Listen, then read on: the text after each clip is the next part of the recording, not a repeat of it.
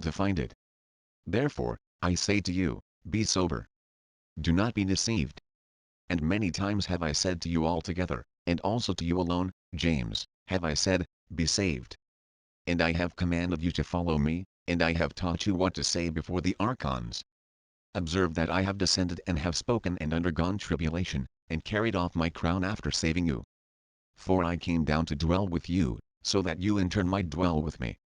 And, finding your houses unassailed, I have made my abode in the houses that could receive me at the time of my descent. Therefore, trust in me, my brethren. Understand what the great light is. The Father has no need of me, for a father does not need a son, but it is the son who needs the Father, though I go to him. For the Father of the Son has no need of you. Hearken to the word, understand knowledge, love life, and no one will persecute you, nor will anyone oppress you, other than you yourselves.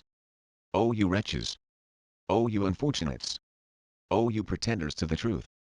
O you falsifiers of knowledge!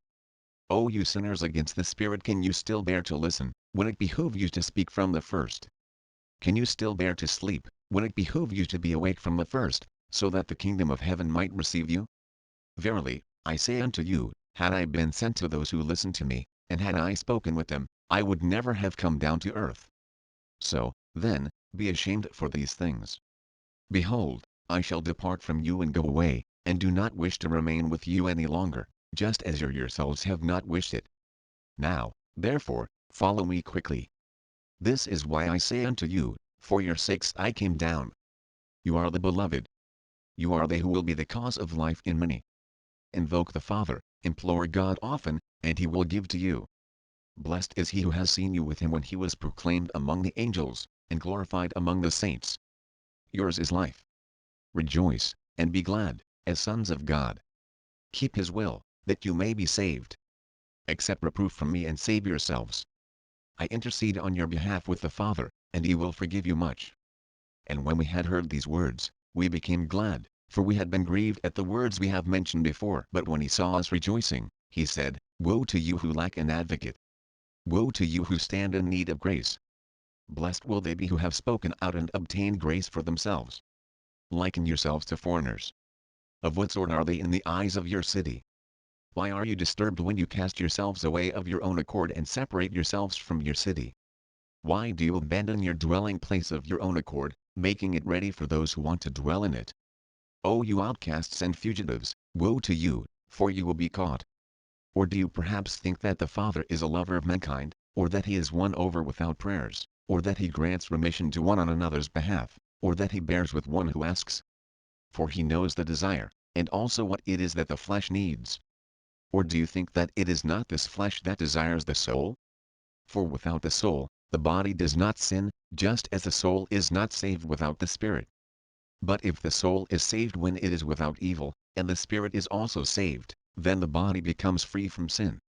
For it is the Spirit that raises the soul, but the body that kills it. That is, it is the soul which kills itself. Verily, I say unto you, he will not forgive the soul the sin by any means, nor the flesh the guilt. For none of those who have worn the flesh will be saved. For do you think that many have found the kingdom of heaven? Blessed is he who has seen himself as a fourth one in heaven. When we heard these words, we were distressed. But when he saw that we were distressed, he said, For this cause I tell you this, that you may know yourselves. For the kingdom of heaven is like an ear of grain after it had sprouted in a field. And when it had ripened, it scattered its fruit and again filled the field with ears for another year. You also, hasten to reap an ear of life for yourselves, that you may be filled with the kingdom. And as long as I am with you, give heed to me, and obey me. But when I depart from you, remember me. And remember me because when I was with you, you did not know me. Blessed will they be who have known me. Woe to those who have heard and have not believed. Blessed will they be who have not seen, yet have believed. And once more I prevail upon you, for I am revealed to you building a house which is of great value to you when you find shelter beneath it, just as it will be able to stand by your neighbor's house when it threatens to fall. Verily, I say unto you, woe to those for whose sakes I was sent down to this place. Blessed will they be who ascend to the Father. Once more I reprove you, you who are. Become like those who are not, that you may be with those who are not. Do not make the kingdom of heaven a desert within you. Do not be proud because of the light that illumines, but be to yourselves as I myself am to you. For your sakes I have placed myself under the curse, that you may be saved. But Peter replied to these words and said, Sometimes you urge us unto the kingdom of heaven, and then again you turn us back, Lord. Sometimes you persuade and draw us to faith and promise us life, and then again you cast us forth from the kingdom of heaven. But the Lord answered and said to us, I have given you faith many times. Moreover, I have revealed myself to you, James, and you all have not known me. Now again, I see you rejoicing many times. And when you are elated at the promise of life, are you yet sad, and do you grieve, when you are instructed in the kingdom? But you, through faith and knowledge, have received life.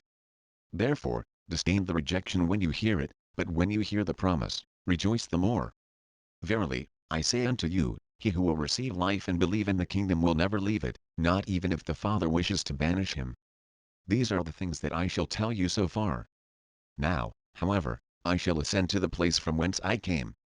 But you, when I was eager to go, have cast me out, and instead of accompanying me, you have pursued me. But pay heed to the glory that awaits me, and, having opened your heart, listen to the hymns that await me up in the heavens. For today I must take my place at the right hand of the Father. But I have said my last word to you, and I shall depart from you, for a chariot of spirit has borne me aloft, and from this moment on, I shall strip myself, that I may clothe myself. But give heed. Blessed are they who have proclaimed the Son before his descent, that when I have come, I might ascend again. Thrice blessed are they who were proclaimed by the Son before they came to be, that you might have a portion among them. Having said these words, he departed. But we bent our knees, I and Peter, and gave thanks, and sent our hearts upwards to heaven.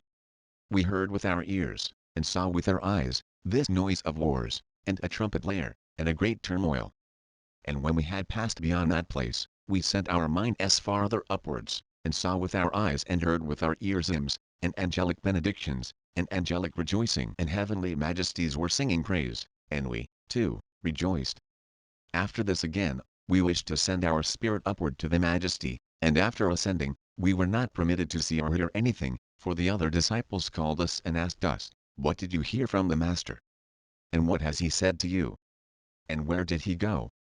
But we answered them, He has ascended, and has given us a pledge, and promised life to us all, and revealed to us children, who are to come after us, after bidding us love them, as we would be saved for their sakes.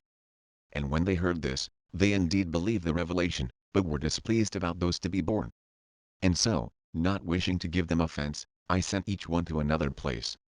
But I myself went up to Jerusalem, praying that I might obtain a portion among the beloved, who will be made manifest. And I pray that the beginning may come from you, for thus I shall be capable of salvation, since they will be enlightened through me, by my faith, and through another faith that is better than mine, for I would that mine be the lesser. Endeavor earnestly, then, to make yourself like them, and pray that you may obtain a portion with them. For because of what I have said, the Savior did not make the revelation to us for their sakes. We do, indeed, proclaim a portion with those for whom the proclamation was made, those whom the Lord has made